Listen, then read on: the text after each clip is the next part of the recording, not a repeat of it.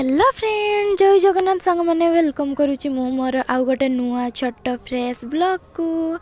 तो आज आम जाइलु कमरदा हाट। तो यहाँ हूँ कमरदार शिव मंदिर। तापर आम टे से दर्शन कर बाहरी पड़ी जेहेतु आम संध्या बेलटारे जाइलु से आम किसी आनापी जाइलु जस्ट एमती बुलापी जाइलु।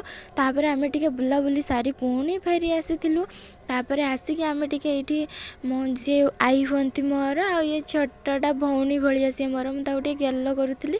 तापर से पचारूली तो तार जेहेतु छोट भाई होता ता ना कौन मुझे तारी को पचारूली।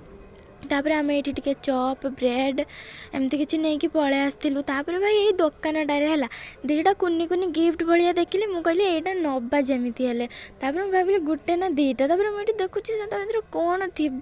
तापर एटा को आनिली तापर देखिली ता भितर खाइला परे जानिली ता भितर दीटा कौन चॉकलेट भाया थिला। आपण मानक जदि मो वीडियो भल लगुच तबे लाइक कमेंट शेयर सब्सक्राइब निश्चिंत भाव में करी। रही जय जगन्नाथ।